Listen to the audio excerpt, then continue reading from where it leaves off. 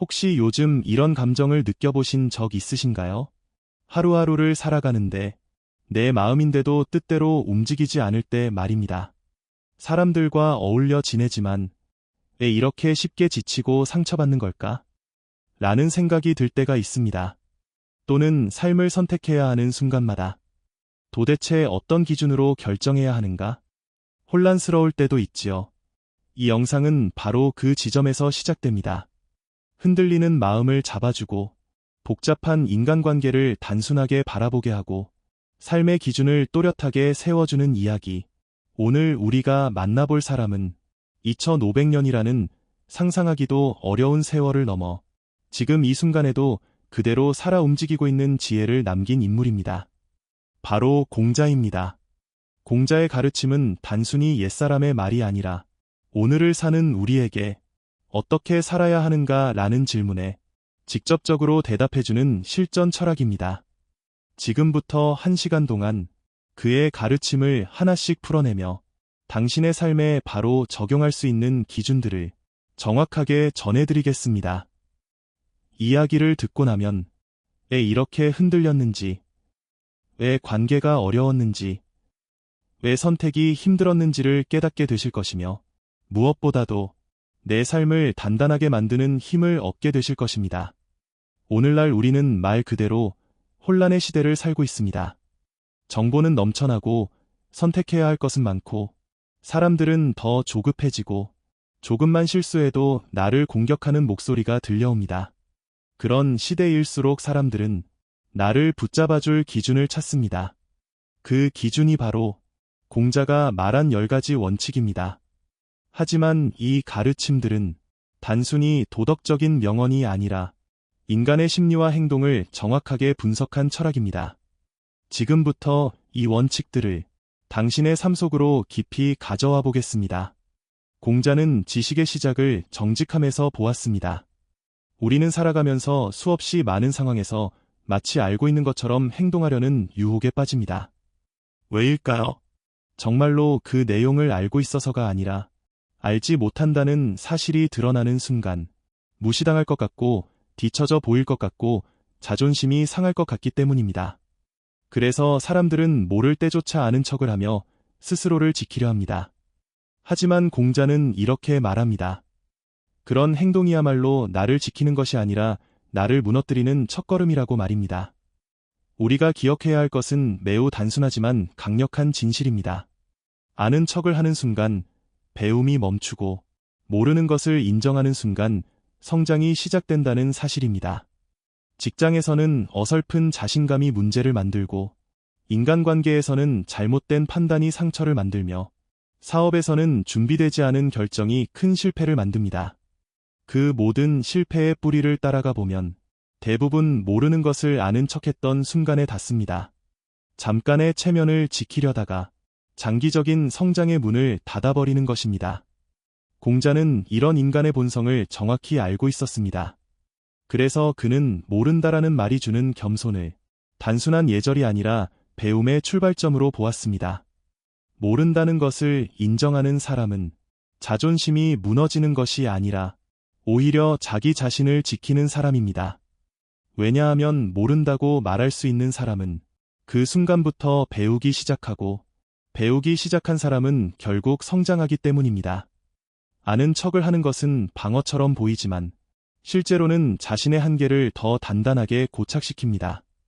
반대로 모른다라고 말하는 용기는 나의 가능성을 열어주는 가장 강력한 문입니다. 공자는 말했습니다.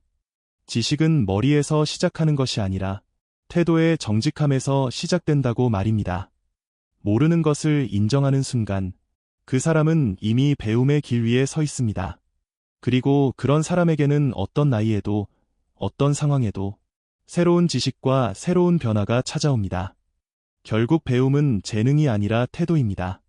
아는 척을 하지 않는 용기, 모르는 것을 솔직하게 드러낼 수 있는 정직함, 그 태도가 바로 성장하는 사람의 첫 번째 조건입니다.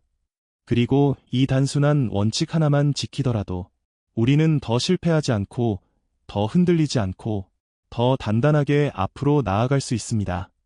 공자는 배움을 단순히 지식을 채우는 행위로 보지 않았습니다. 그는 배움을 기쁨, 즉 사람을 살아있게 만드는 힘으로 보았습니다. 우리는 흔히 새로운 것을 배우면 피곤하고 지루하다고 생각하지만 공자는 오히려 그 반대라고 보았습니다. 왜일까요? 왜 배움이 지루함이 아닌 기쁨이 될 수 있을까요? 그 이유는 아주 단순하면서도 깊습니다. 반복은 실력을 만들고, 실력은 자신감을 만들며, 자신감은 삶의 만족을 만듭니다. 이 과정이 바로 성장이라는 것을 공자는 누구보다 정확하게 알고 있었습니다. 우리가 요즘 이상하게 의욕이 없다거나 삶이 재미가 없다라고 느낄 때를 떠올려보면 대부분 성장이 멈춰 있을 때입니다. 지금 내가 더 나아지고 있다는 감각이 없을 때 삶은 쉽게 공허해지고 지루해집니다. 그러나 하루에 단 10분이라도, 책 한 페이지라도, 운동 몇 세트라도, 새로운 단어 한 개라도 배우기 시작하면 사람은 다시 살아 움직이기 시작합니다. 왜냐하면 인간은 성장할 때 가장 크게 만족을 느끼는 존재이기 때문입니다. 많은 사람들이 배움을 어려워합니다. 귀찮다, 시간이 없다, 지루하다 라는 말을 자주 합니다. 하지만 사실 지루함은 배움의 과정이 아니라 성장이 멈춘 상태에서 오는 감정입니다. 즉, 지루하다 라는 말은 나 스스로가 정체되어 있다는 신호입니다. 반복하는 것이 지루한 것이 아니라 반복 속에서 의미를 찾지 못하고 있기 때문입니다. 하지만 공자는 반복이 단순한 되풀이가 아니라 실력을 만드는 유일한 길이라는 것을 깨달았습니다. 생각해 보십시오. 운동도 반복해야 몸이 바뀝니다. 언어도 반복해야 입에서 자연스럽게 흘러나옵니다. 악기도 반복해야 손끝에서 음악이 살아납니다. 사업도 반복해야 시장을 이해하게 되고, 인간관계도 반복된 배려와 대화 속에서 안정됩니다. 결국 반복은 인생의 어떤 영역에서도 성장을 만들어내는 가장 확실한 도구입니다. 그런데 사람들은 반복을 지루함으로 오해합니다. 하지만 반복은 지루한 것이 아니라 축적의 과정입니다. 보이지 않는 곳에서 조금씩, 하지만 분명하게 나를 단단히 만드는 시간이죠. 공자는 바로 이 점을 꿰뚫었습니다. 그래서 그는 배우고 때때로 익히면 기쁘지 아니한가 라고 말했습니다. 즉, 배움의 기쁨은 새로운 지식에서 오는 것이 아니라 반복 속에서 성장하는 느낌에서 온다는 뜻입니다. 매일 조금씩이라도 무언가를 익히는 사람은 삶이 지루하지 않습니다. 왜냐하면 자신의 내면이 변하고 있다는 것을 스스로 느끼기 때문입니다. 반대로 아무것도 하기 싫다, 의욕이 떨어진다, 뭘 해도 재미가 없다라는 사람들은 대부분 스스로의 성장 과정을 잃어버린 사람들입니다. 배움이 멈추면 삶의 에너지도 함께 멈춥니다. 이런 이유 때문에 공자는 반복을 두려워하지 말라고 강조했습니다. 우리는 자주 한 방을 원합니다. 한 번에 대단한 성과를 내고 싶고, 한 번에 눈에 띄는 변화가 오길 바랍니다. 하지만 큰 변화는 언제나 사소한 반복이 쌓여 만들어집니다. 기술도, 일도, 인간관계도, 내면의 성숙도 모두 마찬가지입니다. 반복은 당신을 원하는 곳까지 데려다 줍니다.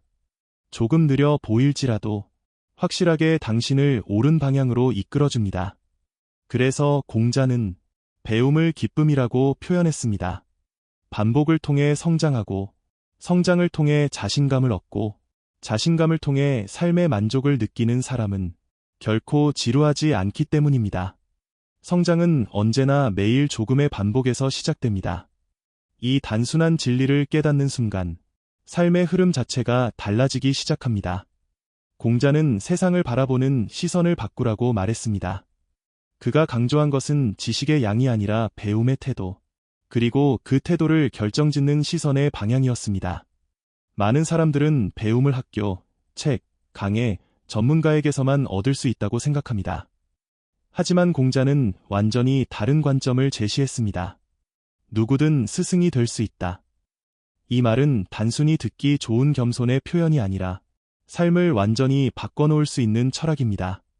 공자는 인간을 고정된 존재가 아니라 언제나 배우고 언제나 변화할 수 있는 존재로 보았습니다. 그렇기 때문에 스승의 범주를 극단적으로 넓힌 것입니다. 즉, 배우려는 마음만 있다면 세상의 모든 존재가 스승이 된다는 의미입니다. 우리는 보통 잘난 사람, 성공한 사람, 능력 있는 사람에게서 배우려고 합니다. 하지만 공자는 그보다 더 중요한 배움의 방식이 있다고 말했습니다. 바로 반면교사입니다. 잘못된 선택을 하는 사람, 실수를 반복하는 사람, 감정에 쉽게 휘둘리는 사람, 말과 행동이 일치하지 않는 사람, 이런 사람들은 저렇게 살면 안 된다는 가장 강력한 교훈을 제공합니다. 예를 들어, 항상 화를 내는 상사를 보며 나는 저렇게 감정을 통제하지 못하면 안 되겠다라고 배울 수 있습니다. 매번 남을 속이거나 자기 이익만 챙기는 사람을 보며 나도 저렇게 되면 결국 누구에게도 신뢰받지 못하겠구나 라고 배울 수 있습니다. 무책임한 사람을 보며 책임감이 없는 삶은 결국 스스로에게 돌아오는구나 라는 교훈을 얻을 수 있습니다. 이런 사람들은 나쁜 영향력을 줄 수 있지만 동시에 강력한 스승의 역할도 합니다. 왜냐하면 그들의 행동은 우리가 절대 따라해서는 안 될 삶의 사례이기 때문입니다. 공자는 이 점을 매우 명확하게 알고 있었습니다. 그래서 그는 실패나 결함을 가진 사람조차 배움의 재료로 삼으라고 말했습니다. 한편 겉으로 화려하게 보이지 않는 사람, 많은 말을 하지 않는 사람, 묵묵히 자신의 일을 해내는 사람들에게서도 엄청난 배움이 숨어 있습니다. 우리가 주목하지 않는 사람일수록 그 안에는 겸손과 성실의 깊이가 담겨 있습니다. 가장 조용한 사람이 사실은 가장 강한 의지를 가진 경우가 많습니다. 가장 말이 없는 사람이 가장 깊이 있는 배움을 품고 있는 경우가 많습니다. 가장 겸손한 사람이 가장 뛰어난 실력을 가진 경우도 많습니다. 공자는 이 사실을 누구보다 잘 알고 있었습니다. 겸손한 사람은 자기 자신을 자랑하지 않습니다. 과시하지도 않습니다. 하지만 그들의 행동에는 일관성과 섬세함이 있습니다. 그들은 말보다 행동으로 보여줍니다. 말이 아니라 삶으로 가르쳐줍니다. 그래서 겸손한 사람과 묵묵한 사람은 우리가 무심코 지나치기 쉬운 삶의 진짜 스승입니다. 이 문장은 공자가 남긴 가르침 중에서도 가장 심오한 의미를 담고 있습니다. 스승이 중요한 것이 아니라 내가 배우려는 마음이 있느냐가 중요하다는 말입니다. 배움의 본질은 지식이 아니라 태도입니다. 교과서의 깊이보다 내 마음의 깊이가 더 중요합니다. 배우려는 마음이 있는 사람은 길을 걷다가도 배우고, 사람을 만나다가도 배우고, 작은 실수에서도 배우고, 슬픔에서도 배우고, 성공에서도 배우고, 아이의 말 한마디에서도 배우고, 노인의 표정에서도 배우고, 심지어 적대적인 사람에게서조차 배울 수 있습니다. 세상은 원래 교과서가 아니었습니다. 그러나 배우려는 마음을 가진 사람에게만 세상은 교과서로 변합니다. 이것이 공자가 말한 철학의 핵심입니다. 많은 사람들은 겸손을 도덕적 미덕이라고만 생각합니다. 하지만 공자는 훨씬 더 현실적인 관점에서 겸손을 바라봤습니다. 겸손한 사람은 배웁니다. 배우는 사람은 성장합니다. 성장하는 사람은 결국 변화합니다. 그리고 변화하는 사람은 언제나 새로운 기회와 가능성을 만납니다. 즉, 겸손은 성장의 속도를 결정합니다. 겸손한 사람일수록 더 빠르게 배우고, 더 빠르게 자신을 돌아보고, 더 빠르게 잘못을 고치고, 더 빠르게 성장합니다. 반대로 교만한 사람은 배움의 문을 스스로 닫아버립니다. 나 이미 알아. 나보다 잘하는 사람이 얼마나 된다고? 굳이 내가 배워야 하나?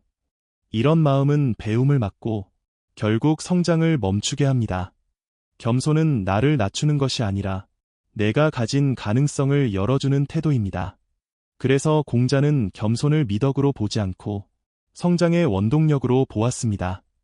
매일 조금씩 배우는 사람, 사람에게서 배우고, 상황에서 배우고, 실수에서 배우고, 일상에서 배우는 사람은 단순히 지식이 쌓이는 것이 아니라 삶의 해석 능력이 깊어집니다. 그런 사람은 쉽게 흔들리지 않습니다. 왜냐하면 세상을 보는 눈이 계속 넓어지고 깊어지기 때문입니다. 스스로 배우는 사람은 누가 떠밀지 않아도 앞으로 나아가고 누가 보지 않아도 스스로 성장하며 누가 인정하지 않아도 자기 길을 걸을 수 있습니다. 그렇기 때문에 결국 가장 멀리 갑니다. 공자의 말은 결국 이렇게 요약할 수 있습니다. 스승은 밖에 있는 것이 아니라 내 마음 속에서 발견되는 것이다. 배울 마음이 있는 사람에게 세상은 끝없이 넓은 교과서가 되고 만나는 모든 사람은 스승이 됩니다. 겸손은 단순한 성품이 아니라 성장을 가속시키는 태도입니다. 이 시선을 가진 사람은 결코 멈추지 않고 결코 후퇴하지 않으며 평생 동안 계속해서 더 나은 사람이 되어갑니다. 말은 누구나 할 수 있습니다. 하지만 행동은 그 사람의 진짜 실력을 드러냅니다. 공자가 특히 강조했던 것이 바로 이 점입니다. 말만 보면 누구나 훌륭할 수 있습니다. 말은 화려할 수 있고 포장될 수 있고 감정을 자극할 수도 있습니다. 그러나 행동은 절대 거짓말을 하지 않습니다. 행동은 그 사람이 실제로 어떤 사람인지, 어떤 마음을 가지고 있는지, 어떤 기준으로 살아가는지를 가장 명확하게 보여주는 증거이기 때문입니다. 말은 쉽습니다. 언제든 만들 수 있고 순식간에 바꿀 수 있으며 상황에 맞게 꾸밀 수도 있습니다. 그래서 사람들은 말로 자신을 더 좋아 보이게 만들려고 합니다. 내가 원래 이런 사람이다. 나도 할 수 있다. 그거 나도 해봤다. 이런 말들은 대부분 자신의 이미지를 부풀리기 위한 장식에 가깝습니다. 그리고 우리는 종종 그 장식에 속습니다. 겉으로만 멋진 말, 그럴듯한 표현, 큰 포부, 거창한 목표. 하지만 시간이 지나면 진실이 드러납니다. 말은 오래가지 못하지만 행동은 시간이 갈수록 더 선명해지기 때문입니다. 행동은 꾸밀 수 없습니다. 사소한 습관, 약속을 지키는 태도, 작은 배려, 꾸준함, 조용한 성실함 같은 것들은 말로는 대체할 수 없는 무게를 가지고 있습니다. 공자는 이 무게를 중요하게 보았습니다. 말은 공기처럼 가볍지만 행동은 그 사람의 성품을 그대로 드러내는 삶의 결과이기 때문입니다. 공자는 말만 앞서는 사람을 경계했습니다. 그는 말 앞세우는 사람들의 속마음을 정확하게 간파했습니다. 말이 앞서는 사람은 대부분 자신을 과대 포장하고 싶어하는 사람입니다. 정말 실력 있는 사람은 자신을 자랑할 필요가 없습니다. 그 사람 주변에서는 이미 그 실력이 보이기 때문입니다. 하지만 실력이 부족한 사람일수록 자신을 말로 크게 만들려고 합니다. 어설픈 포부, 과한 자신감, 불필요한 비교, 남을 깎아내리는 언행, 이런 행동들은 모두 스스로를 크게 보이고 싶어하는 사람의 특징입니다. 겉으로는 당당해 보일 수 있지만 속에는 불안함과 빈약한 자신감이 자리하고 있습니다. 그래서 공자는 말 앞세우는 사람의 말보다 그 사람의 습관과 행동을 보라고 했습니다. 그 사람의 말은 포장일 수 있지만 습관과 행동은 결코 포장이 아니기 때문입니다. 반대로 행동이 앞서는 사람들은 말로 자신을 증명할 필요가 없습니다. 왜냐하면 이미 행동 자체가 그 사람을 증명하고 있기 때문입니다. 이러한 사람들은 말 대신 행동으로 말합니다. 조용히 맡은 일을 해냅니다. 약속을 끝까지 지킵니다. 말을 줄이고 실천을 늘립니다. 남이 보지 않아도 꾸준합니다. 결과가 말해주기 때문에 변명할 필요가 없습니다. 이들은 말로 화려하게 보일 필요가 없습니다. 이미 쌓인 실력과 내면의 자신감이 그들을 지탱해주고 있기 때문입니다. 자신감은 말로 만드는 것이 아니라 행동의 축적에서 만들어집니다. 말이 많은 사람은 스스로를 설득하려 하고 행동이 많은 사람은 결과로 증명합니다.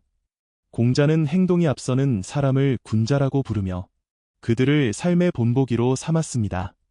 공자는 현실적인 철학자였습니다. 그의 가르침은 추상적인 말이 아니라 삶에 바로 적용되는 실제적 지혜였습니다. 그가 행동을 강조한 이유는 행동이야말로 사람의 실력을 증명하는 가장 확실한 언어이기 때문입니다. 말은 듣는 순간 잊히지만 행동은 마음 깊숙이 남습니다. 사람은 말보다 행동을 더 오래 기억합니다. 누군가에게 상처 준 말은 시간이 지나면 희미해져도 누군가 날 위해 해준 행동은 잊히지 않습니다. 누군가의 약속을 지키지 않은 행동은 오래 기억되지만 그 사람이 한 말은 금방 사라집니다. 행동은 사람의 마음에 흔적을 남기고 말은 공기 중에서 사라집니다. 그래서 공자는 말보다 행동을 우선시했습니다. 말은 누구나 할 수 있지만 행동은 그 사람의 삶을 그대로 보여주기 때문입니다. 공자가 말한 품격은 단순히 예절을 잘 지키는 것이 아닙니다. 품격은 그 사람의 내면 깊숙한 곳에 자리한 생각, 태도, 일관성, 성실함의 총합입니다. 말을 줄이는 것은 겸손의 표시입니다. 자기가 아는 것을 과시하지 않고 자기 능력을 떠벌리지 않는 태도는 안정된 내면과 성숙한 마음에서 나옵니다. 그리고 행동을 늘리는 것은 그 사람이 실제로 어떤 기준으로 살아가는지를 보여주는 지표입니다. 말보다 행동을 중시하는 사람은 스스로에게 떳떳합니다. 겉모습보다 실질을 중요하게 생각하고 과시보다 성장을 더 중시합니다. 그런 사람은 자연스럽게 품격이 생깁니다. 품격은 꾸미는 것이 아니라 행동의 누적에서 만들어지는 것입니다. 행동이 바르면 그 사람은 시간이 갈수록 더 빛납니다. 말이 없는 사람이라도 그 사람의 삶과 태도는 조용히 주변 사람들에게 영향을 줍니다. 이런 사람이 바로 공자가 말하는 진정한 군자이며 품격 있는 사람입니다. 공자가 우리에게 전하고 싶었던 메시지는 단순합니다. 말로 자신을 만들지 말고 행동으로 자신을 완성하라. 말은 비어있을 때도 있지만 행동은 절대 비어있지 않습니다. 말은 허풍일 수 있지만 행동은 그 사람의 진실입니다. 말은 흔들리지만 행동은 흔들리지 않습니다. 그래서 공자는 말은 줄이고 행동은 늘리라고 했습니다. 그것이 품격이며 그것이 신뢰를 얻는 길이며 그것이 삶을 단단하게 만드는 가장 현실적인 방법입니다. 공자가 인을 말한 이유는 단순히 착하게 살아가라는 윤리적 조언이 아니라 인간의 가장 큰 적이 바로 자기 자신의 감정이라는 사실을 정확하게 꿰뚫었기 때문입니다. 우리는 살아가면서 크고 작은 선택을 합니다. 그 선택 하나하나가 우리의 인생을 만들어갑니다. 그런데 그 선택이 언제 흔들리는지 생각해보면 대부분 감정에 마음이 잠식될 때입니다. 화를 참지 못하고 터뜨렸던 그 순간, 즉시 후회한 적이 얼마나 많습니까? 순간적으로 감정이 앞서서 던진 말 한마디가 사람과의 관계를 완전히 바꿔버리기도 합니다. 또 욕심에 눈이 멀어 평소라면 절대 하지 않았을 선택을 하던 순간도 있습니다. 냉정하게 생각하면 무리라는 것을 알지만 감정이 판단을 지배할 때 우리는 쉽게 잘못된 방향으로 이끌립니다. 질투심 때문에 누군가에게 상처를 주거나 누군가의 성공이 괜히 불편하게 느껴질 때도 있습니다. 그때의 행동과 말들은 결국 시간이 지나면 후회로 돌아옵니다. 이처럼 우리가 후회하는 선택들은 대부분 감정이 지배한 결정입니다. 감정은 본능적이고 빠르지만 지혜와 판단은 느리고 차분합니다. 감정이 먼저 움직이면 지혜가 개입할 틈이 없습니다. 공자는 바로 이 점을 깊이 이해했습니다. 그래서 그는 이렇게 말했습니다. 자신을 이기지 못하면 그 어떤 것도 제대로 할 수 없다. 이 말은 단순한 정신론이 아닙니다. 인생을 제대로 살아가기 위해 꼭 필요한 가장 기본적인 내면의 원칙입니다. 우리가 가진 진짜 적은 외부가 아니라 우리 안에 있는 감정의 파도입니다. 그 감정을 제어하지 못하면 아무리 좋은 기회가 있어도 놓치고, 아무리 좋은 관계가 있어도 깨지고, 아무리 좋은 능력이 있어도 빛을 잃습니다. 그래서 공자는 인을, 감정을 통제하는 능력, 즉 자기 자신을 다스리는 힘으로 설명했습니다. 여기서 인은 단순한 친절이나 도덕적 선함이 아닙니다. 선하게 굴어라가 아니라 너 자신을 이겨라. 내 감정을 다룰 줄 알아라 라는 실천적 가르침입니다. 감정은 누구에게나 있습니다. 두려움, 분노, 질투, 욕망. 이 감정들을 없애는 것이 중요한 것이 아니라 그 감정을 다스릴 수 있는가가 중요합니다. 예를 들어, 화를 내지 않는 사람이 성숙한 것이 아니라 화를 느끼더라도 표현하는 방법을 아는 사람이 성숙한 것입니다. 욕심을 느끼지 않는 사람이 훌륭한 것이 아니라 욕심이 생기더라도 판단을 흐리지 않게 조절하는 사람이 훌륭한 것입니다. 질투심이 없는 것이 중요한 것이 아니라 질투심이 생겼을 때 나의 마음을 객관적으로 들여다보는 사람이 지혜로운 것입니다. 이것이 바로 공자가 말한 인의 본질입니다. 내 감정을 통제하는 힘은 삶의 질을 결정하는 핵심이기도 합니다. 왜냐하면 감정이 안정되면 관계도 안정되고 판단도 안정되고 선택도 안정되기 때문입니다. 반대로 감정이 흔들리면 모든 것이 흔들립니다. 감정이 내 삶의 주인이 되는 순간 나는 삶을 통제할 수 없습니다. 그래서 공자는 삶을 잘 살고 싶은 사람이라면 무엇보다 먼저 자기 안의 감정과 싸울 줄 알아야 한다고 말했습니다. 자신을 이기는 힘.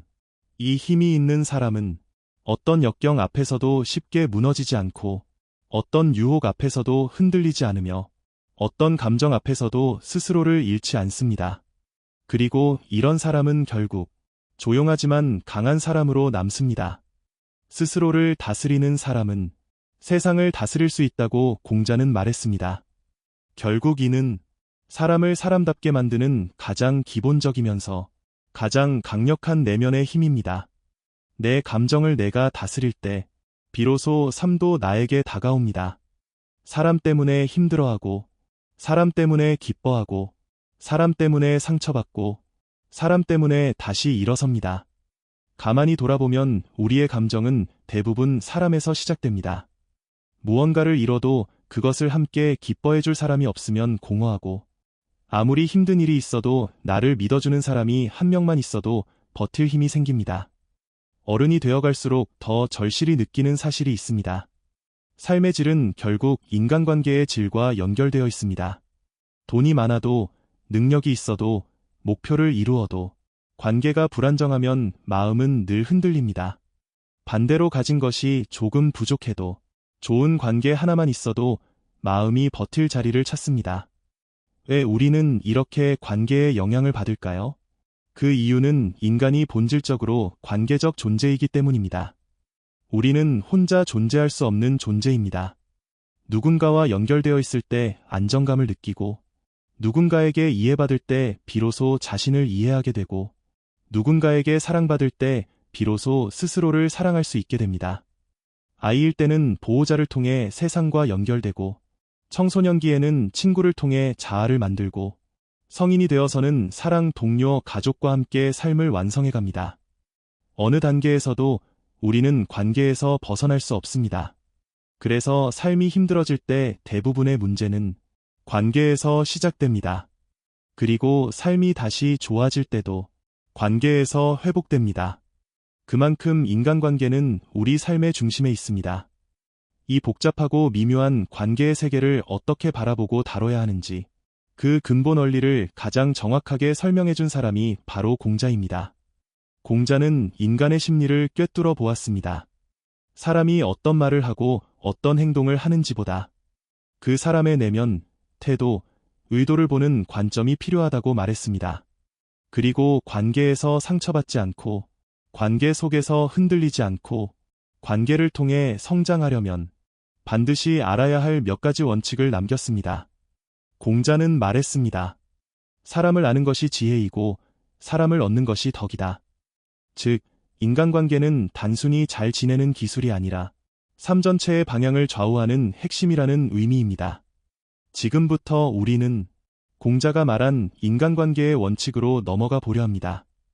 누구를 가까이 해야 하는지, 누구를 멀리해야 하는지, 어떤 태도를 유지해야 관계가 망가지지 않는지, 어떤 기준으로 사람을 바라봐야 흔들리지 않는지, 이 원칙들을 이해하면 지금까지 복잡하게 느껴졌던 인간관계가 놀라울 만큼 선명하게 보이기 시작할 것입니다. 그리고 무엇보다 중요한 것은 관계를 감정으로 대하는 대신 관계를 원칙으로 바라보게 된다는 것입니다. 원칙을 가진 사람은 흔들리지 않습니다. 원칙 없이 감정으로만 관계를 대하는 사람은 늘 마음이 지치고 상처받고 소모됩니다. 이제 공자가 말한 관계의 원칙으로 넘어가 보겠습니다. 이 원칙들은 당신의 마음을 지키고 사람을 선명하게 바라보는 눈을 주며 삶 전체를 다시 견고하게 만들어줄 것입니다. 이 말은 너무 유명해 단순한 도덕처럼 들립니다. 어릴 때부터 귀에 익도록 들어온 말이기 때문에 마치 교과서적인 문장처럼 느껴질 수도 있습니다. 하지만 공자가 이 말을 남긴 이유는 단순히 착하게 살라는 윤리 교육이 아니라 관계 갈등의 대부분을 해결하는 핵심 원리이기 때문입니다. 사람과의 관계가 어려워지는 순간을 떠올려보면 대부분은 감정적 충돌에서 시작됩니다. 누군가가 내 마음을 아프게 했을 때, 기분을 상하게 하는 말을 들었을 때, 존중받지 못한다는 느낌을 받았을 때, 우리는 관계를 어렵게 느낍니다.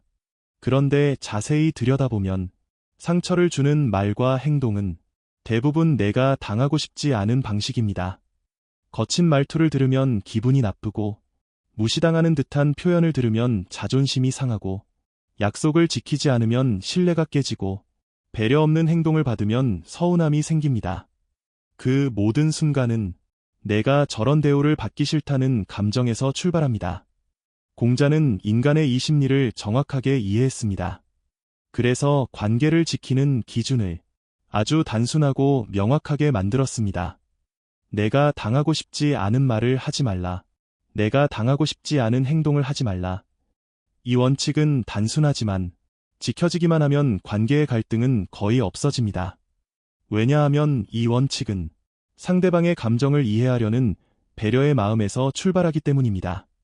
예를 들어, 내가 바쁜데 누군가가 성급하게 답을 재촉하면 부담스럽습니다. 그렇다면 나 역시 누군가에게 서둘러 답을 강요하지 않아야 합니다. 내가 무시당하는 말투로 상대에게 말하면 상대도 똑같이 상처받습니다. 그렇다면 나는 말투 하나라도 더 신중하게 다듬어야 합니다.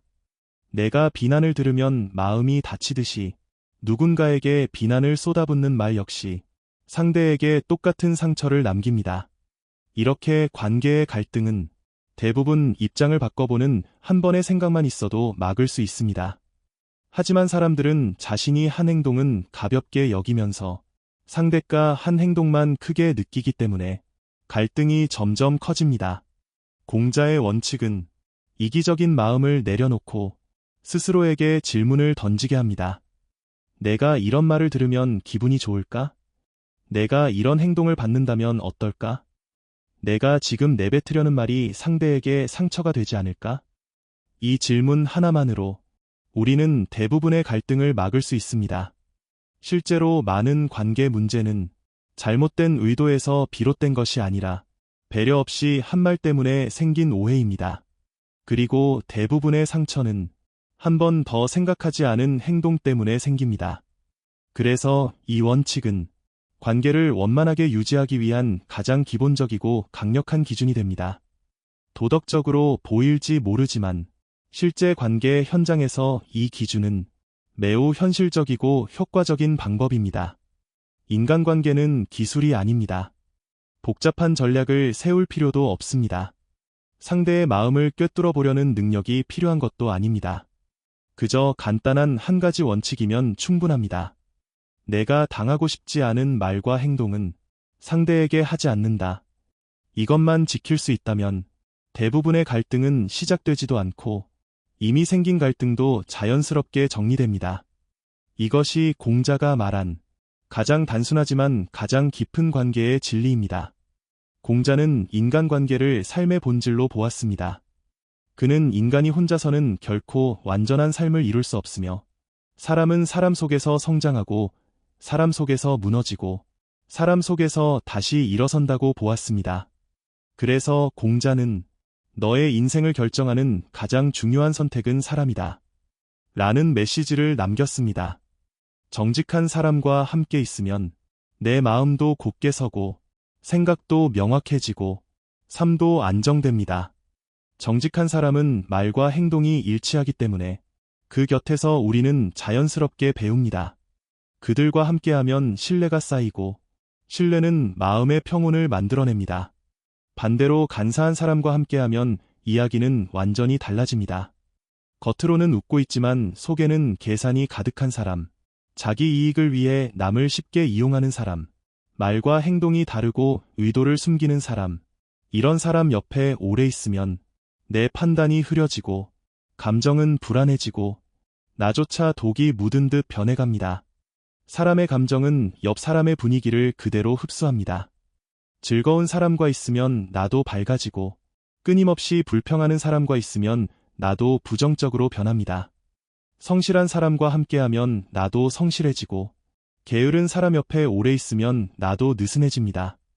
이처럼 인간은 자신이 함께 지내는 사람의 영향을 무의식적으로 계속 받아들이는 존재입니다. 그래서 이런 말이 있습니다. 당신은 결국 가장 많이 만나는 5사람의 평균이다. 공자의 가르침과 현대 심리학의 결론이 일치하는 부분입니다. 사람은 주변 환경에 닮아가게 되어 있고, 특히 인간관계는 생각보다 훨씬 깊게 우리의 삶을 흔듭니다. 정직한 사람은 마음을 바로 세웁니다. 간사한 사람은 마음을 흐립니다. 이 차이는 결국 삶의 흔들림으로 이어집니다. 정직한 사람과 있을 때 생기는 안정감은 우리의 선택과 판단을 올바른 방향으로 이끌고, 간사한 사람과 있을 때 생기는 불안함은 우리의 감정과 행동을 뒤틀리게 만듭니다. 그래서 공자는 이렇게 말했습니다.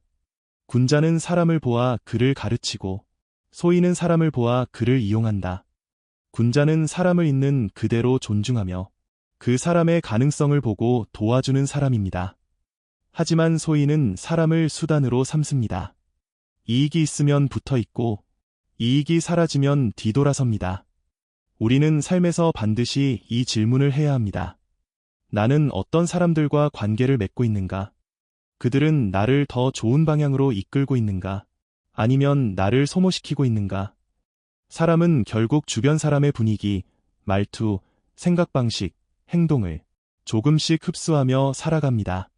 따라서 누구와 함께 하느냐는 당신의 마음 상태, 삶의 안정, 그리고 인생 방향을 결정하는 가장 중요한 선택입니다.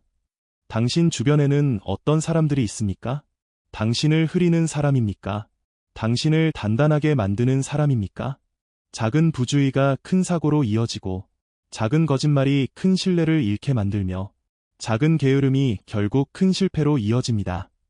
우리가 흔히 이 정도는 괜찮겠지라고 넘기는 그 작은 선택, 한 번쯤은 괜찮아라고 무심코 넘긴 그 행동들, 내일 하지 뭐라는 그 한 번의 미루기들이 생각보다 훨씬 큰 대가로 돌아오는 경우가 많습니다. 삶에서 큰 문제들은 대부분 단번에 생기지 않습니다. 대부분은 아주 작은 틈에서 시작됩니다. 작은 균열이 반복되다가 한순간에 큰 파열로 이어지는 것입니다. 반대로 생각해보면 작은 친절이 관계를 바꾸고, 작은 배움이 능력을 바꿔놓고, 작은 노력이 인생 전체의 흐름을 바꿉니다. 누군가에게 건넨 짧은 안부 인사 하나가 관계를 따뜻하게 만들기도 합니다. 하루에 몇 분이라도 반복한 공부가 시간이 지나면 새로운 능력이 됩니다. 꾸준히 한 번씩 쌓은 작은 노력들이 어느 순간 큰 성취를 만들어냅니다. 그래서 공자는 큰 일을 하기 전에 반드시 그 사람이 작은 일을 어떻게 다루는지 보라고 했습니다. 작은 일을 대하는 태도는 그 사람의 성품, 인내력, 진심, 책임감이 드러나는 지점이기 때문입니다. 거창한 말은 누구나 할 수 있지만 작은 약속을 꾸준히 지키는 사람은 많지 않습니다. 원대한 목표는 누구나 세울 수 있지만 그 목표를 향해 하루에 작은 한 걸음이라도 움직이는 사람만이 결국 이루고 맙니다. 사람의 진짜 실력은 화려한 순간에 나오지 않습니다. 드라마틱한 장면 속에서 갑자기 나타나는 것이 아닙니다. 진짜 실력은 매일 반복하는 행동, 작은 선택을 대하는 태도, 남이 보지 않는 순간에 드러나는 꾸준함 속에 있습니다. 예를 들어, 책을 한 번에 200페이지 읽는 사람보다 하루에 10페이지라도 꾸준히 읽는 사람이 몇 달 뒤 훨씬 더 많은 변화를 경험합니다. 운동도 마찬가지입니다. 열흘에 한 번씩 죽도록 운동하는 것보다 하루 20분이라도 꾸준히 움직이는 사람이 몸과 마음의 변화를 더 크게 얻습니다. 직장에서도 가장 신뢰받는 사람은 일을 잘한다고 떠드는 사람이 아니라 매일 맡은 일을 정확하게 처리하는 사람입니다. 과장하지 않고 변명하지 않고 조용하지만 확실하게 결과를 내는 사람. 그 사람이 결국 가장 실력 있는 사람으로 인정받습니다. 그래서 공자의 말은 단순한 철학이 아니라 지금 우리의 삶에서도 그대로 적용되는 현실적인 원칙입니다. 인간의 진짜 실력은 큰 목표를 세우는 데서 드러나지 않습니다. 그 목표를 향해 매일 작은 일을 어떻게 해내는지에서 드러납니다. 성공은 화려한 이벤트로 만들어지지 않습니다. 성공은 사소한 반복에서 태어납니다. 그리고 그 반복은 오늘의 작은 습관에서 시작됩니다. 내 삶을 바꾸고 싶다면 크고 거창한 계획보다 지금 당장 할 수 있는 아주 작은 한 가지에 집중하십시오. 그 작은 행동이 쌓여 당신의 인생을 결정짓는 큰 변화가 됩니다. 사람은 변할 수 있을까요? 공자는 단호하게 이렇게 말합니다.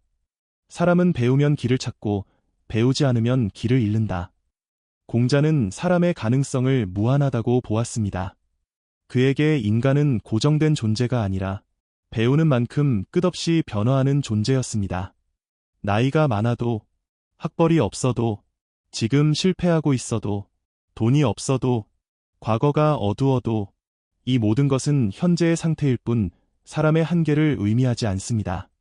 공자는 인간을 평가할 때 지금의 모습이 아니라 변화할 수 있는 능력, 즉 가능성의 크기를 먼저 보았습니다. 우리는 살아가면서 여러 이유로 스스로에게 한계를 씌웁니다. 나는 이제 나이가 많아서 늦었어. 나는 배운 게 별로 없어서 안 될 거야. 지금 실패했는데 다시 일어날 수 있을까? 나는 원래 이런 성격이라 바뀌기 힘들어. 내 인생은 이미 이렇게 굳어버린 것 같아. 이런 말들은 스스로가 자신의 삶을 닫아버리는 문장들입니다. 특히 나는 원래 이런 사람이야 라는 말은 성장을 포기하겠다는 선언과도 같습니다. 이 말은 편하지만 위험합니다. 왜냐하면 그 순간부터 스스로 변화할 수 있는 가능성을 완전히 버리기 때문입니다. 공자는 이 마음의 한계를 가장 위험한 벽으로 보았습니다. 그래서 그는 이렇게 말합니다. 지금의 너는 너의 전부가 아니다. 이 말 속에는 강력한 진실이 담겨 있습니다. 지금 보이는 나의 모습, 지금 가진 실력, 지금의 상황, 지금의 감정, 지금의 환경은 내 인생 전체를 의미하지 않습니다. 현재는 단지 한 장면일 뿐이며 나의 인생 전체를 결정하는 요소가 될 수 없습니다. 사람의 가능성은 눈에 보이지 않는 곳에 숨어 있고 그 가능성은 배우는 사람만 꺼낼 수 있습니다. 배움은 단순히 지식을 쌓는 것이 아니라 사람을 변화시키는 가장 강력한 도구입니다. 한 단어를 배우면 생각이 바뀌고, 한 문장을 배우면 시야가 넓어지고, 한 기술을 배우면 삶의 선택지가 바뀝니다. 배우는 사람과 배우지 않는 사람의 차이는 하루, 이틀 동안은 보이지 않을 수 있습니다. 하지만 몇 달, 몇 년이 지나면 그 차이는 놀라울 정도로 크게 벌어집니다. 공자가 말한 가능성은 재능이나 운에 의해 결정되는 것이 아닙니다. 그 가능성은 태도, 즉 배울 준비가 되어 있는 마음에 의해 열립니다. 배우는 마음을 가진 사람은 지금의 한계를 인정하면서도 그 한계를 넘어서려는 힘을 가집니다. 반대로 배우지 않는 사람은 자신이 가진 한계를 평생 동안 짊어지고 살아갑니다.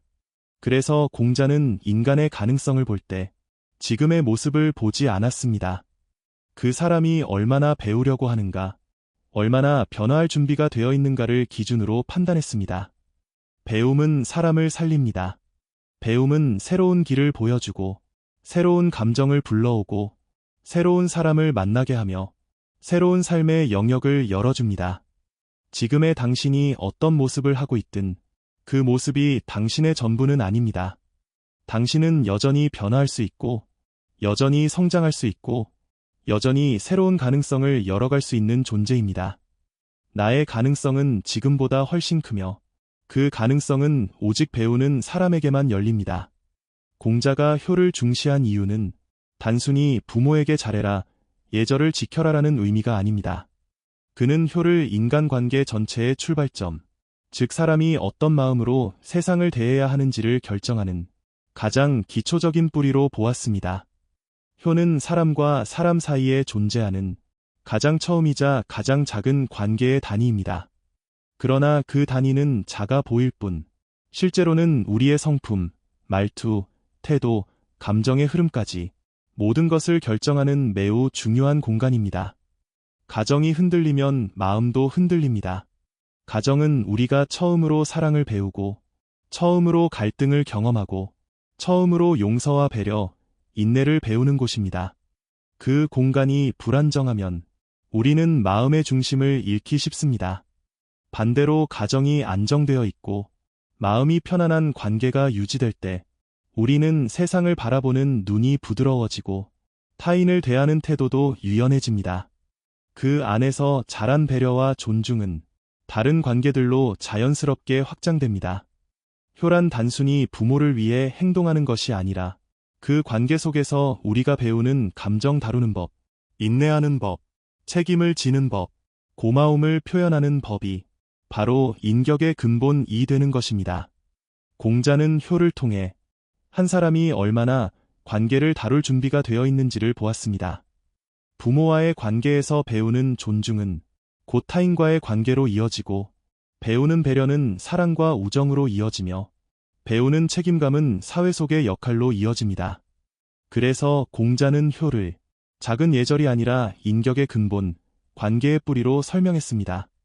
효를 갖춘 사람은 타인을 존중할 줄 알고, 말과 행동을 조심할 줄 알고, 감정에 휘둘리지 않으며 관계를 오래 유지할 수 있는 심지를 가진 사람입니다. 그런 사람은 어디에서든 신뢰를 얻습니다. 반대로 효를 모르는 사람은 배려의 깊이가 얕고 책임감이 부족하며 관계를 단순히 이용하거나 소모하는 방식으로 대하기 쉽습니다. 그런 사람은 시간이 지날수록 주변의 사람이 남지 않습니다. 공자는 사람들이 살아가며 가장 많이 흔들리는 부분이 결국 관계라는 것을 알고 있었습니다. 그래서 그 관계의 최초의 공간인 가정을 지키는 태도, 그 안에서 마음을 다루는 법을 중요하게 여긴 것입니다. 어떤 사람이든 가정에서 받은 상처와 배움을 고스란히 관계 속으로 가져옵니다. 따라서 효는 단순히 도덕이 아니라 감정을 다루고 사람을 대하고 세상과 연결되는 방식을 결정하는 인간됨의 시작이라고 할 수 있습니다. 효가 바로 서면 그 마음의 기초가 튼튼해지고, 그 마음이 바로 서면 관계도 바로 서며, 관계가 바로 서면 삶이 안정됩니다. 결국 공자가 효를 강조한 이유는 우리에게 부모에게 잘해라라고 명령하기 위함이 아니라 마음이 흔들리지 않는 사람, 관계가 깊어지는 사람, 삶의 중심을 잡고 살아가는 사람이 되기 위한 가장 본질적인 인격의 기초를 다지기 위함이었습니다. 지금까지 우리는 공자의 가르침 10가지를 통해 삶에 필요한 기준들을 살펴봤습니다. 공자의 철학을 한 문장으로 요약하면 이렇게 말할 수 있습니다. 스스로를 단단하게 만들라. 그러면 세상 속에서도 흔들리지 않는다. 아는 척하지 말고, 배움을 멈추지 말고, 겸손을 잃지 말고, 말보다 행동을 앞세우고, 감정을 이기고, 배려를 기준 삼고, 사람을 잘 고르고, 사소함을 소중히 여기고, 계속 배우고, 효를 잊지 말 것. 이것이 공자가 제시한 흔들리지 않는 삶의 기준입니다. 오늘 이야기한 공자의 가르침이 당신의 생각을 깊게 하고 삶의 방향을 조금 더 단단하게 만드셨기를 바랍니다.